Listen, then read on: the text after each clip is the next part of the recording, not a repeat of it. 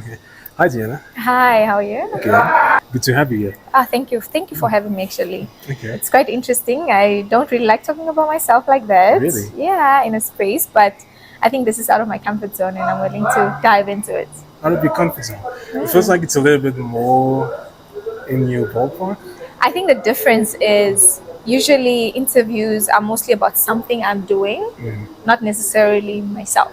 Okay. Do you get what I mean? Yeah. So it's either I'm doing Miss Earth or Miss Namibia or just stuff. Yeah. Yeah. So usually when I try and make introductions, I try and keep it as short as possible. Okay. But coming up with your introduction was a bit difficult because I didn't know how to summarize it. But I'll try. So I think you were the Miss Earth Namibia runner-up in 2022.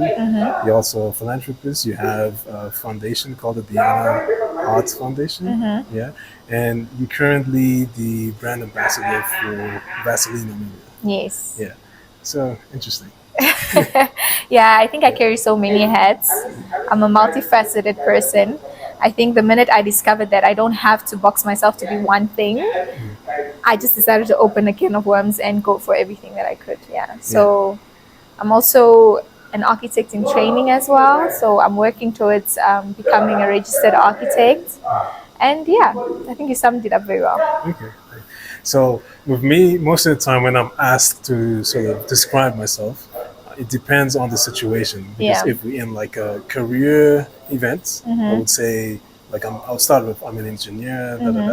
If it's like like a sort of creative place, I'd say I'm a writer and stuff like that. How would you describe yourself? Well, I like to describe myself beyond what I am.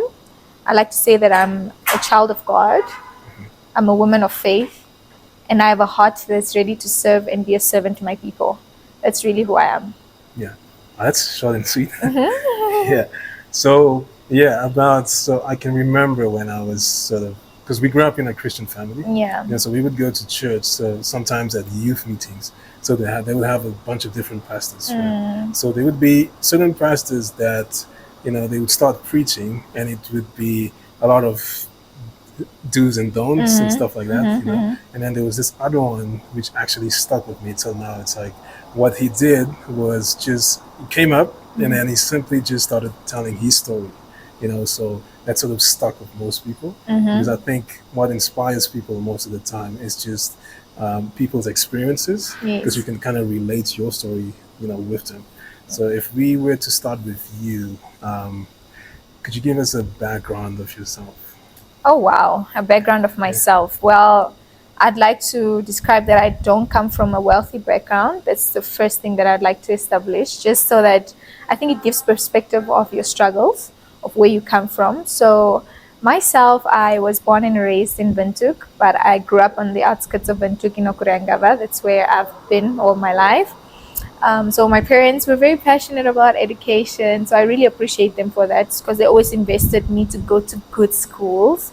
I went to Delta Primary and Delta High School, so those for me were like great schools. And I think most of my childhood really inspired who I am right now. Because, growing up in an informal settlement, sometimes you see all these inadequate shelter. And one thing about me, I always told myself that one day when I grow up, I'm going to build myself my dream home and stuff. So when it came to choosing my career, it was just so fitting for me to do architecture so I'd be able to make that a reality. But, in studying all of that, the architecture part of things and getting myself so established, I think made me realize that, it's good and well to do it for yourself, but what are you of value giving to your community at large? So I think that's how it ties in with a lot of philanthropy work that I do, that I'm very passionate about because it comes from somewhere so personal, and doing Miss Earth and being a runner-up for Miss Namibia. I think I was doing it more for my foundation than myself. But it came with a lot of perks and other things. So I think just to sum up my background, that's where I sort of kind of come from. That's who I am, and that's what has molded me to who I am today. Yeah. Well, very early on, I knew that architecture was probably the way I would want to go just because of my experiences. But obviously, it was more important for me to choose the right career. Do you understand? So knowing a vast amount of careers and pinning it down if this was really what I wanted. But I think what affirmed me that I was doing the right career was because I took design and technology. I really enjoyed it. And funny enough, the subjects I didn't enjoy, I did so well. Really? And the ones I enjoyed, I didn't do so good. Not to say that I failed or anything, but I probably would get like a B. And then the subjects I hated, I would probably get like an A. Okay. So it was really weird, but I really loved it. I love the fact that you can have something on paper, plan it out, and build it, set the foundation, and start seeing the walls coming up. And it ties back to so many theories of life. Is how you plan things, you theorize them, and then they become practical. So I think I just love that. The fact that I don't have to stay in an office all day, I think that's amazing. So it's an in and out thing. It's so flexible. And I also thought to myself, you know what? If I'm going to choose a career, it must be a career that can move on without me, because I have an entrepreneurial spirit. So if I'm not around at my company, is it able to run? So for example, me choosing to be a doctor, that would be too hectic for me, because then that means that if I'm not there, my business is not running. Yeah. So I loved the whole idea of it, and I fell in love with it. And before I went to university, I actually decided to do internship just to really, really make sure that this is what I wanted. So I did internship for, I think, about 8 months or so. And I was like, this is it. And then I went to go study it. That's it. Okay, nice. I think we all have sort of like a vague understanding of what architecture does. But if you were to describe your day-to-day, what would someone expect if they choose it as a career? Yeah. So, I always tell people, especially youngins who are choosing a career, don't fall in love with the idea of the career. Fall in love with the daily routine of this person. So for example, if you decide that I want to be a doctor, are you able to get a call at 2 a.m., wake up, dress up, run to the hospital, not really be at home with your kids? Is that a sacrifice you're willing to do? Not just because I'm having a stethoscope. Or if you are a lawyer, it's not just about wearing a black suit and everything. It's about, are you willing to go through the stress of it? So know the day-to-day basis of a person. So when it comes to architecture, for example, it was just such a second nature thing to me, because I'm also very creative. So creativity for me is so essential, and I needed a way to let that out, quote unquote, to say. So with me saying that, I fell in love with a daily routine of everything, and it just felt like it was just flowing, and yeah. Nice. It's strange because architecture seems to be, it sounds creative, but it also seems to be a bit too technical. It's very challenging. I think, and I would always also advise is, don't go into architecture if you're not ready for the sacrifice.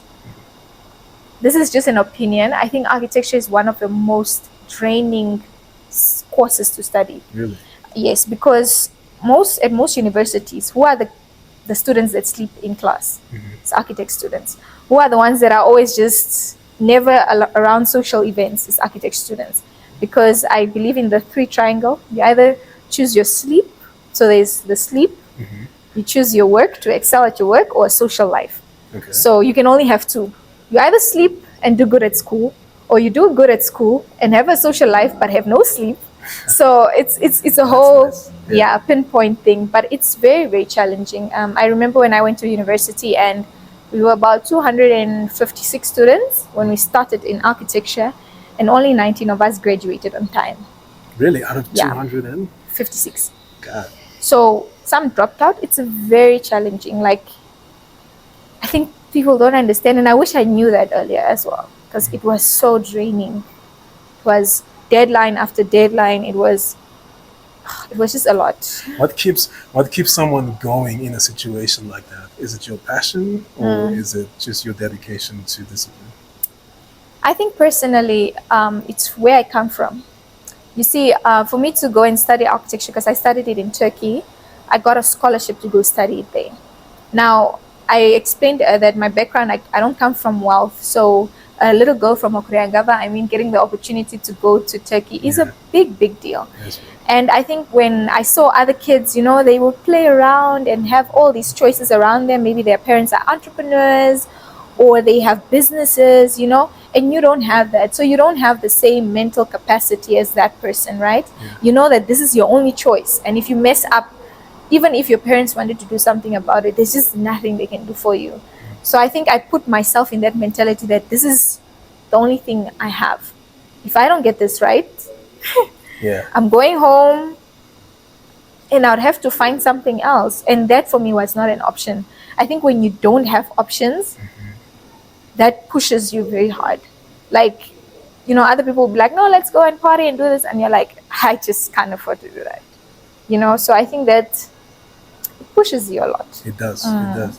I think someone said when you choose to do something, you should sort of bend the boats, so you can't go back. So I think that situation where you pressed, Yeah. you see this is the only way to go for it. I think that helps you somehow. Yeah. So I think that there was fear that Yeah. kept me going. To motivate us. Yeah, but it was a good fear, I guess. Yeah. Yeah. How did you find time to? So you said the triangle. It's your work, sleep. My or work, to either to do well at work or in your schoolwork, Yeah. to sleep or to have a social life. The social life. Yeah. Okay, you seem to have the work and the social life figured out. Oh no, I beg to differ. I beg to Really? differ. Okay. I think that I'm a very focused girl. That's one thing that I think I like to describe myself as, very focused and sharp. In the sense that like I told you in the beginning, I'm a very multifaceted person. I didn't want to limit myself to one thing. Yeah. So I think prioritizing what is important was the key for me. What is important at the moment, and being present in whatever space I'm in. So if I'm Miss Earth, in my capacity of Miss Earth, I'll be extremely present. When it's time for work or other things, I'm extremely present and passionate in the moment. So I think that helps me a lot, but I think I don't have a social life. Okay. So that's when I'm out, I'm really out. Like if I'm in a social gathering or if I'm invited at a space, I'm there. But I also leave and know when to leave and to go. Yeah. Yeah, so I'm not really a social life person. I don't go out much. I'm very homebody. I go out maybe once in a while. My type of going out is like brunch and for an hour and I leave, So yeah, I think I'm more of a homebody. Yeah. Okay.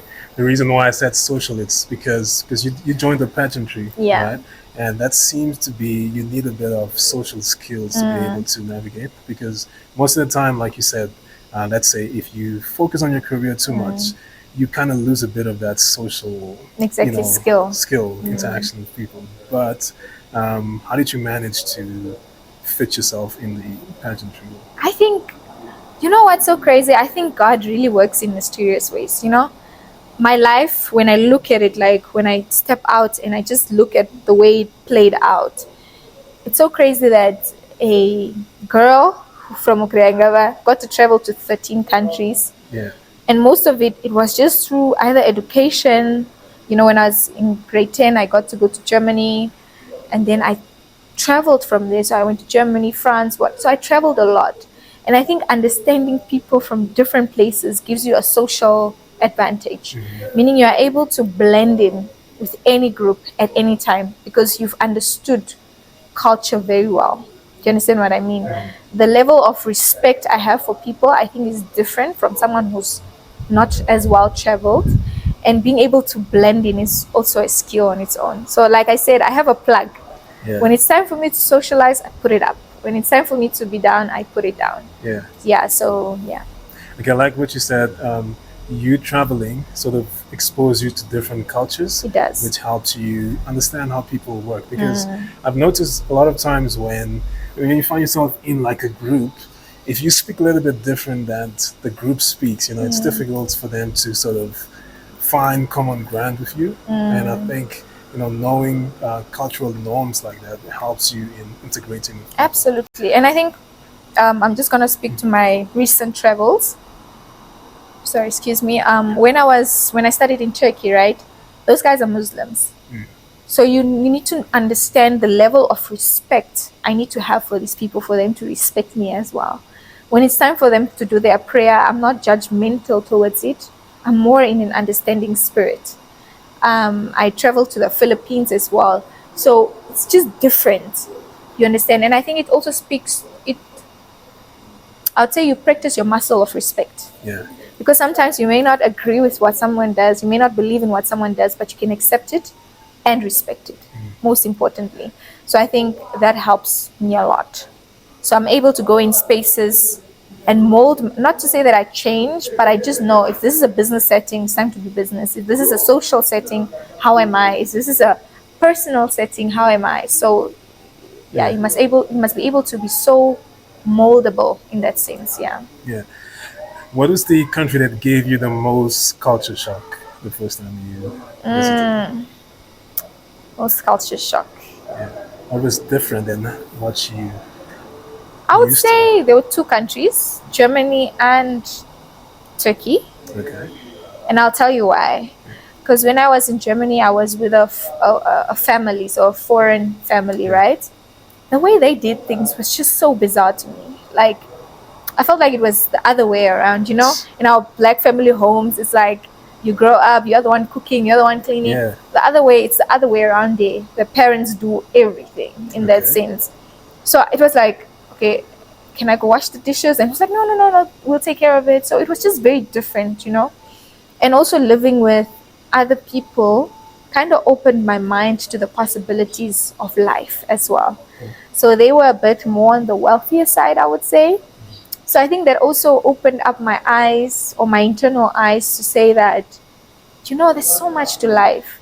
Not just this little Windhoek city that I think of. You can be anything you want in life. Yeah. And funny enough, the father who I used to stay with, he was a automotive designer. That's actually what I wanted to study at the beginning. Okay. And then I got into architecture because that's also very close to that. And I was like, okay, beautiful. But another country also was Turkey. It was very challenging because people are Muslims and you have to respect them, whether it's the way you dress, the way you address people, you talk to people, and just also having dialogue with people who are Muslim. I've had good friends where we would have discussions about Christianity and the Muslim culture, but it wasn't about convincing each other. It was more like educative. Yeah. And I even learned that actually their Quran and the Bible talks of the same story. It's they have like pretty the much, Moses, the Adam and Eve, and I very was shocked close. about that. I didn't know that that was what was in there. And the only difference is that as Christians, we believe that Jesus was our Lord and Savior, and He's the way to heaven. And they believe that each generation has its own prophet. Yeah. So our generation, their generation right now, believes in Muhammad. You understand? So it's interesting. It's interesting how more closer we think we are. Yeah. Then And separate. Was there a country where you went to and you were like, you wouldn't mind living there if you had to? Yes, Italy. Italy. Italy. Oh, I was in the northern part of Italy called Pozzo Miran. Yeah, it's like a postcard. Serious. You know, when you see like the mountains are kind of icy, and then you're like the forest, and it's beautiful, and the old city. It was just, I was like, this Is it? is I think they're to too go deep back. in the arts as well. So they have cool buildings Yeah. and paintings. But I also love the culture. Italians are very loving people. Really? Yeah, they may not know you, but they are very expressive in love, and they cook, and the way they just so welcoming. I enjoyed that, and that was for me different from the other countries, because I think there's so much segregation still around in a lot of countries, and there was a country where I felt like, I could fit in here. Yeah. Okay, nice. Okay, so you started on the path of your career. How did you get into pageantry? What motivated you to do that specifically? I get that question a lot, and honestly, it's not the typical reason why I would go into pageantry. You know, most girls go in because they want to be Miss Namibia. Oh yeah, it's all great and well. We all want to be Miss Namibia, or it just seems so glitzy, so glamorous. For me, it was very different. It actually came out of a very tough time that I was going through 2 years ago, 2022 years. At the beginning of the year, my year started very rough, right? And things were just, man, think of it, it was happening to me. So then I have a mentor, Pastor John Kamati, who I went to him and I was just like, you know what, like, I'm so done, I'm trying to get sponsorship for my foundation. It just feels like things are not working out. It's like a closed door after a closed door. Like, what can I do else in my capacity? Because I really want to help out a lot, right? And he was like, you should enter in Miss Namibia. And I was like, no. I told him no, because I was like, I don't, and till this day, I don't like the pageant industry itself. I find it to be very watery, very fake, in the sense that some people just start their advocacies just because they're doing this thing. It's not really something they're passionate about. You will see it maybe like even when I do maybe like my pageant drives and stuff, they will smile when the camera is there, and it's not genuine. And I think that's missing in our industry. But then he was like, no, I should enter. And I was like, no. And then he ended up convincing me. So he paid for my entry form, which is a lot of money. It's like $850. I was like, okay, now I have to send in a video, because if I don't, then it will kind of slap in the face. So I did it, and I did it very last minute. I think I sent it like at 11 or 12. And I was just like, it will not come through. In my mind, I was like, this won't come through. But then he convinced me. I was like, look, if you're looking for a platform for your pageant, for your foundation, what other platform is better than that one? Maybe if you become the first lady, that's a great platform. But what is after that? It's obviously having the title. And that was my main motivation. So all I wanted was a platform. Of course, it would have been great if I won Miss Namibia, but I really wanted the platform. And because now I got it, it made it so much easier. I can walk into companies, not even really introduce myself, and they would be keen. So that for me was a huge difference, and I'm grateful for it. You understand? So that was more like my reason of entering Miss Namibia, which is quite different from other things. And then I kind of excelled at it, which was really crazy. I was like, wow, I excelled at it, And then obviously I went to Miss Earth, and then I placed in the top 20, which was the first for the country. And I was like, oh, this is so cool. But till this day, I think doing it for other people, it's just a much better feeling than doing it for your own self. What are some skills that the pageantry actually emphasized on for you? The skills as in the ones that they taught, or? Like let's say someone wants to join it. What do they check? Do they just look if you look pretty and then that's it? No. It's way beyond beauty. Okay. Yes, you can be beautiful, but when you open your mouth, are people like, what are you saying? So I think it's a bit of both, but also, I think people misunderstand that it's so quick to see when someone is genuine and not. Okay. Like, I think we are so smart as humans that you can tell when someone is being genuine and when someone is just there for they. So you need to be genuine. You need to love what you do, what you're advocating for. It needs to be a real passion for you to excel, of course. You need to be a smart girl, lady, because you'll be interacting with very intelligent people. You shouldn't be intimidated. You should feel a part of something. You have to be intelligent. Unfortunately, being beautiful is not good enough, You need to be able to answer questions, be a good speaker, be extremely confident in yourself, in who you are. You need to, you just need to be having a teachable spirit as well. It's just so much that goes into it, but I think you grow as a person as well. Okay, nice. But what are some of the stuff they test you for? Do they sit you down and then have a conversation with you and see how you respond and stuff like that? So we have interviews, preliminary interviews, and then you have your interviews, final interviews. So in that, the judges will ask you extensive questions so that you'll be able to prove yourself. So it's basically just talking about yourself in a way. But you're also judged from the minute you enter, whether it's at rehearsals, you're judged. Is this person coming on time? Is this person always late? Do they greet everybody? When they move in a space, do people see their aura? Are they actually friendly? You will be able to, how do they interact with the other girls? So all those things play a very, very big role. So they look at everything, every single thing, and also your people skills.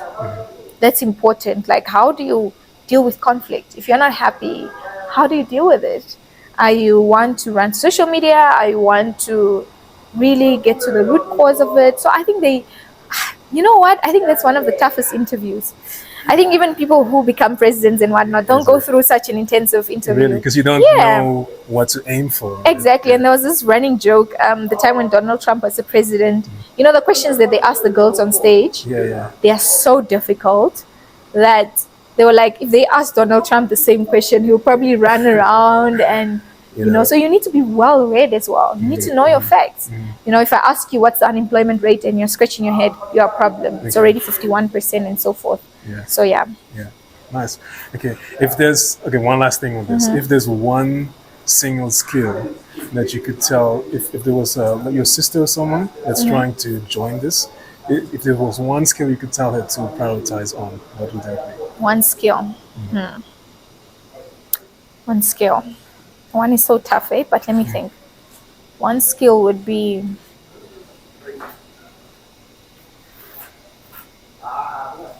know why. Know why. Know why. Okay.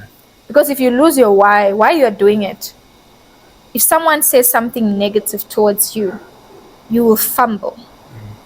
You need to know your why, because in your why will give you confidence, will give you resilience, and will push you in times where you don't feel like doing it. So for my why was for my foundation. So every time I felt like, no, why am I even here? Then I'll be like, no, I'm here for the kids. Okay, so it'll be easier, you know? So I'd convince myself. Every time I'd feel like, I'm not even a pageant girly, because I still feel like I'm not a pageant girl, because I just, you know, it was still rocky for me. Then I'll be like, why, Diana? I'm like, Pastor K said I must continue this because of this. So knowing your why. Okay, nice. The why is very important. I think there was a book I read, Man's Search for Meaning or something. So it's about the Jews in the concentration camps, and it's obviously difficult situations they were going through. But the writer actually said the one thing that made most of the people survive is they had a meaning to their lives. You know? Sort of like a why, like you said. Your purpose, more so. That drives people. Your foundation, can you talk a little bit about that? Yeah, that's my baby. That is my baby. I have such big dreams for my foundation, you know. So I'm the proud founder of Diana's Heartbeat Foundation. We were founded in 2019. So that's when I came back from university and I came back to the country, and I asked myself, okay, cool. Because I did my thesis, my graduation project was on low-cost housing. And how I knew that I was probably onto something was because, you know, we were so many students and you have to defend your project. So when I talk about critic, it's like you bring a project here and someone just criticizes the heck out of your project. Like, it's so emotional because you worked so hard for weeks and weeks just for someone to say, I don't like this and you should change this and why is this like this? But me being able, and we were told to choose any project that we wanted to make a change in the world. And I was like, I'm going to choose the informal settlement. Let's go for it. And I did a lot of research and I actually came up with I think one of the reasons why our housing is also high, it's the cost of materials to also build it. I mean, there's nothing I can do about the land price in my capacity, but there's something I can influence about the materials, and are we using recycled materials and this and this and that. So I came up with a whole prototype, quote unquote, that not only focuses on a single house, it focuses on social issues. So let me give you an example. If a Maria, right? She's a lady, she lives in a shack or whatever, and she has her kids, 2 kids. They go to school, she sells kapana or she sells beading on the street. How can we decrease the crime rate? How can we ensure that her kids have the best school and environment? So I created kind of like a community where her house, you can see it's just a distance away, and her business is very close to that. That already takes out 2 issues, which is transportation to go to the place because it's right in your vicinity, and crime as well. So when I'm away from work, I'm not thinking about that, you see. And in the same breath, there must be like a school very close by, so that when the child comes from school, it's a whole community, it's a whole center happening, you know. Is there a garden in there where sustainable food is happening? So it's it's using architecture to really solve social issues, not just about the housing, but the whole in a big shell. Do you understand? So when I came back and I had all these good ideas and stuff like that, and I was like, you know what, this is a bit overwhelming for me to start here. It's very difficult for me to convince you to let go of $1 million, and for me to let go for maybe 1,000 or 10,000. Do you understand what I mean? So it's like there are multiple social issues in my community. What am I passionate about? I'm like, okay, I like period poverty. I also like being a mentor or being a support chain to entrepreneurs in the community, because I believe that will also tackle unemployment. So those are my pillars. So it's inadequate shelter, period poverty, and being a support chain to entrepreneurs in the youth, quote unquote. So those are the pillars I focused on. Then I started with my pad drives, and they became really popular. And I was like, I like this. I like where it's going, the momentum, and I think it also gives a lot of trust. And as I'm building it, one day, where I believe that I'll still be on this earth, that that will be like my dream project. If I get that accomplished, God can come get me anytime. I'm happy. There's nothing else I need to do. Yeah. Okay. What were some major challenges you had to face? They're actually challenges I never thought I would have to go through. I think obviously the normal is like sponsorship and so forth. But the challenging one for me was just working with people, because sometimes people have ulterior motives when they want to work with a foundation. That's why some people are not very genuine.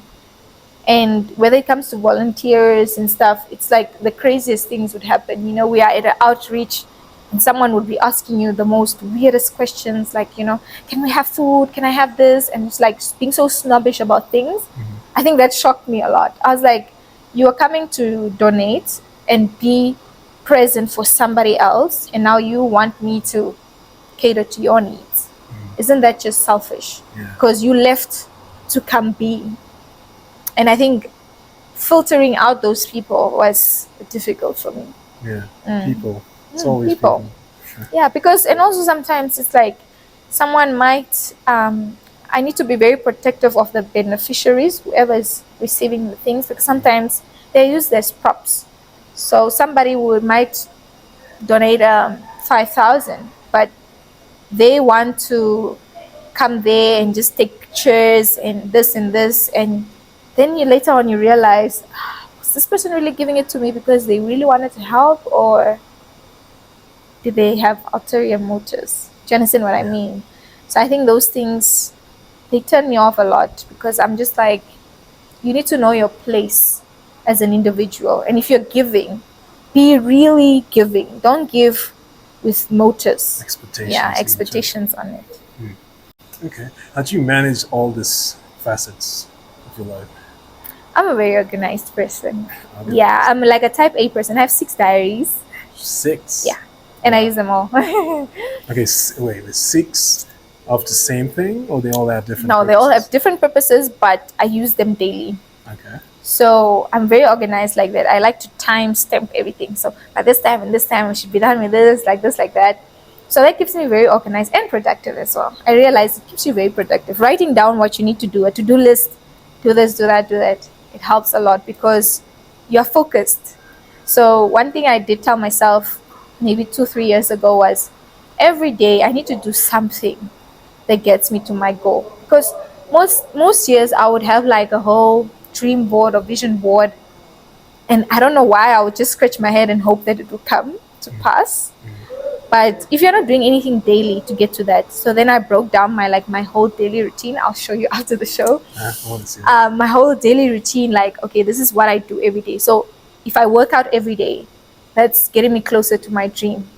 If I write down an idea for my foundation every single day and I just make notes of that, I'm working towards my dream. If I'm working with my company, which is an interior designing company, and what am I doing every day? That needs to be constant, without even reminding myself. It just happens. Yeah. Wow. So that's how I kind of deal with everything. So you're a diary expert. Funny enough, I was talking to my friend about it, and I was like, I think I want to probably drop a diary.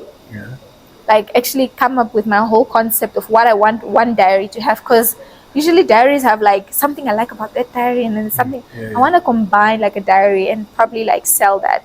That would be Yeah. nice, because I was gonna ask you if someone wants to start using, because a lot of times people hear you should journal, you should have a diary for girls, I guess.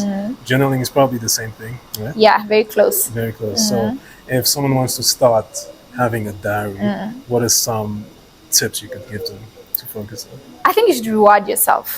Rewards. After everything you do, like if you do something and you did everything on the day, have rewards for yourself. Like it what? feels so Ice cream? great. No, okay, if that's your cup of tea, why not?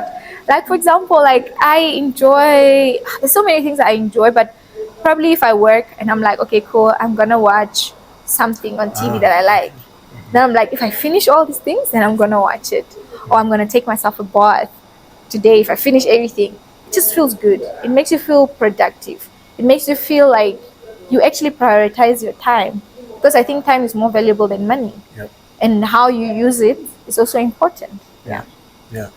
With me, I'm very sort of like creative, right? But I'm not disciplined. So for me, I struggled. I had a bunch of diaries, I mean journals or whatever, but I would have it for a week and then just drop it, because I can't specify everything, you know. Oh, be specific. Be specific. So what I used to do is I would just have, okay, today, 1, 2, 3, 4. As long as I finish these 4 things, then it's fine. That's the whole point. That's And I also think you should, in your morning routine, when you wake up, whatever you do, because I wake up like at 5:30 every morning. So I'd wake up and pray and do this and this. I actually have a time slot to do my to-do list and to write in my journal and Before to you do do devotion anything else. time. Yes, I actually. So obviously, I always tell people like, do it for a month consistently. Just do it. Even if you have to put an alarm on your phone, just do it. Probably after like 2 months or 3, it will just happen. I don't know how. I think your mind tricks you, where you'll even be like, today I didn't write my. It will just be like second nature, and that's how you want things to feel. Whether it's waking up, even if you struggle waking up in the morning and you want to be, put an alarm the first month. You don't have to wake up at that time, but when the alarm goes on, you just wake up and you can even continue sleeping. It doesn't matter. But one day you're just gonna find yourself waking up at that time. You're gonna be like, now you can't sleep, because now you've trained your brain. So do things slowly, but train your brain to get into it. And that's what I wanted. I wanted it to feel like second nature. Yeah. Okay, that's nice. That's nice. As a Vaseline brand ambassador, how did that happen? Yeah, like I said, I'm like a God girly. I love God so much. Like, it can make me so emotional, because some of the things that, you only know that this can only be God who took me out of the situation. There is just no way. To me, that was like a whole miracle, because I first got contacted by Vaseline last year. So just maybe a testimonial going back is, when I started the year last year, I had a couple of words, but one of the words that I was given by God was the word rest. Rest. Yeah, very random word for me, because, and some people may ask, how does God give you the words and stuff? There's certain things that just pop out. Like, you may look at a word and it just pops out. And for me, that word rest was everywhere. I'd be on social media and someone would just be like, something rest. I'm like, what's up with this rest word? And then one day, I think I went to the bathroom and I saw the restroom, but the word rest was just so focused. So that's how I figured that was probably my word, right? So I wrote it down and I was like, okay, that's very random, a word that I don't really like. Why are we like talking about this rest word? And then fast forward, as I was figuring out my words, I got that word and I was like, is this really the word I want to go for? Because it didn't sound fancy. It wasn't ambitious. It wasn't, I don't know, the nice words, that we all look forward to. And because the previous year was so I was on the go. Everything was going. And then things started slowing down. So then I got like retrenched at the beginning of the year, which was like, it really sucked. Yeah. And it just felt like everything was just going down and down and down. And I was like, oh my God, what's happening? I probably went to every interview. I probably applied to to every architectural firm. I did everything. But you know, when God says, like, not everything, when something has your name on it, it's just yours. I tried applying for university so that I could probably be busy with something, and it was like, God was like, rest. It was like, either I'll forget something to probably edit into up. Things were just going down, down, down. And I was like, okay, maybe it's gonna be a month and then it'll pass. Didn't happen. And then probably like 6 months down the line, and I was like, oh God, you really need to take me out of this, because it was becoming draining. Then the Vaseline people contacted me. And at that point, I heard so many no's now. I was just like, whatever, you know? So I met up with the lady, and she was like, no, we decided to choose you as our brand ambassador for Vaseline. And I was like, okay, cool. And then I asked her, how many people are, part of this? No, there were quite a few applications. We got about 90 people, but we decided to choose you. And I asked her, but why did you choose me? There's so many other people with so much influence and more followers. And mind you, I hadn't been active for probably like 6 months on social media. Okay. So for me, it was like kind of bizarre, because you would choose somebody who's more active and stuff like that. And then obviously we had our discussions, and then she was like, okay, so this is what's on the table. We are able to offer you this amount of money and so forth. And I was like, nah, it still didn't register in my head, right? And then they obviously did the transaction and everything. And then funny enough, I don't even know what went in my head. I calculated how much I would have made if I was working to 6 months. The exact amount of money I got. Wow. I was like, this one has my name on it. Yeah. I cried so much, because I was just like, I would understand if it was off maybe 1,000 or something. The exact how much I would have made in 6 months, I got it as a lump sum. Wow. That was crazy to me. And then I was like, whoa. From there, things just started picking up. Now all of a sudden I had clients. Now everyone was saying yes. Wow. And I was just like, God really meant it when he said rest. But later on I realized the word wasn't actually rest. The word was restoration. One day it just started popping out again, and I was like, wait a minute. The word wasn't rest, it was restoration, meaning I will restore everything. So when they say things, and I was so stressed, and I was like, now when I got the money, I was like, why was I even stressed? Do you get what I mean? I was like, why was I even stressed in the first place? But it also taught me to trust God and his timing. And there is nothing you could do in your capacity to get you something that is not part of his plan. True. There is no amount of applications, but if something has your name, it comes to your doorstep like it's crazy, And man, there are people who are actually, and this was my first influencer gig, by the way. So it's my first influencer gig. Oh, really?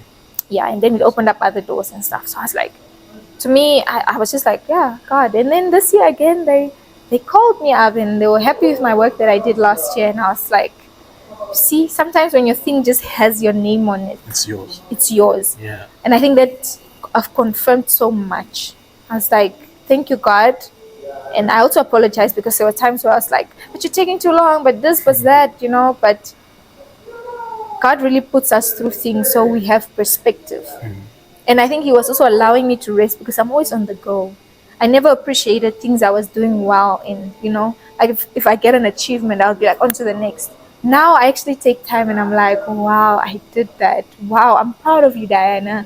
Because I think I was working also in a place of fear. I think when you come from poverty, you're always just scared. I don't know why. You're just in a place of, I need to go to the next one. So I feel like I'm progressing in life, and I feel like I'm doing stuff. But yeah. Wow. Basically.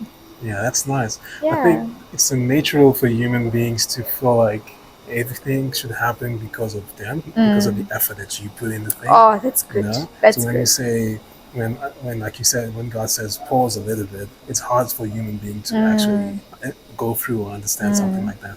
I was thinking the other time, it's like faith is probably they told you to jump off a building. You'd be like, how would I reach? To have a parachute. Start thinking about plan A, plan B, plan C. What's gonna happen? Okay, and this. Must I call the ambulance already so that they can do stand by? But he just says jump, and he's probably gonna, whatever's gonna happen, but he's gonna definitely have, something working out for you. So, and I also, just to add on to that, I always tell people that And this is especially going to the people who have established themselves, or who have something to show for it, who have things already happening in their life, right? That just because you have that thing, or that car, or that house, or a certain bank account balance, don't think for even a second it was because of you. It was the grace that was bestowed upon you. You and someone who lives in Havana, for example, he might even be working 10 times harder than you. That's true. But you got it. So appreciate the grace that you have on your life.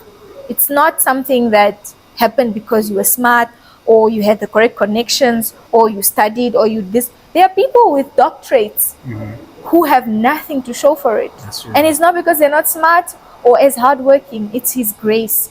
So you should be very, very grateful for where you are in life, and thank your God every single day, because it takes me back to those moments where, man, I would apply like a crazy person. Man, I applied. I'd go over and I would ask these people again and again and again and again, and I felt like, oh, I'm not progressing. It's 6 months gone down the line, and then boom, I get the exact same amount that I was supposed to make in 6 months. That's crazy. Yeah. You understand? Yeah. So yeah. Well, that is crazy. Yeah. It is. I like that.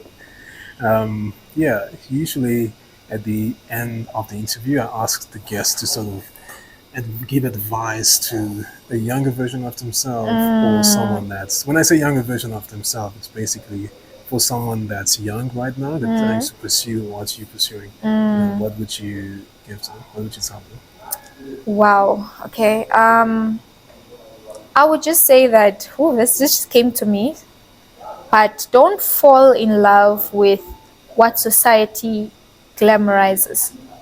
So I know people don't believe in education that much anymore, or you see a girl who's living lavish, and now you think, okay, maybe the only way I have to do that is because I have to sleep with people and this and that. No, stick to your morals, stick to your values, and don't get intimidated. There's nothing wrong with being an educated woman. There's nothing wrong with fighting for what you want. Do it in a respectful manner, of course. But that's what I would want to advise, especially the younger generation, because sometimes you look on social media, you see, sometimes you even wonder, like, how did, even myself, sometimes I wonder, and I'm like, okay, this person doesn't go to work, or doesn't have a job, doesn't have this, but they're always flying out, and they have trips, and you think to yourself, those things, they really have influence. So just do something integral, whether it's working hard in your career, or a career that you'd like to go in. So that would be my advice. And another thing is, to everybody now broadly, stay focused on your dream. Don't look left, right. It's very easy to be like, but there's a who's 20 years old and they have, let me look. Yeah. Everyone has their journey. And I remember yesterday I was stuck in traffic at one of the robots, and there was this guy who was behind me, and he drove past me to go cut the line short, and he went forward, but I still kept in the line. And that kind of gave me like an analytic of life, that some people will get things quicker than others, but I will still get to the destination. And I think, to me, I was like, I'm still gonna get there. Even if it takes me 5 more years or 10 more years, I'll still get there eventually. Nice. Yeah. Stay in your lane, be patient, wait for your time. It's obviously going to come. And do everything in integrity. Yeah. Nice. Cool. Where can people reach you if they want to reach you? Oh, wow. You can reach me on social media, on Instagram at Lady Diana. You can also reach my foundation if you feel that you also want to donate. Because a lot of us, I think a lot of youth have don't even know that feeling of donating. It's a great feeling. So I invite them, if they have, if I'm having soup kitchens or they would like to collaborate. I'm always open to collaborations. You can find us on Diana's Heartbeat Foundation, or on our email, dearheartbeatfoundation@gmail.com. And that's it. Awesome. Hey, Diana, this was great. Thanks for being here. Thank you so much for having me. For sure. Such a pleasure. It was a nice interview. I had a good time. Good. Me too. Thank you.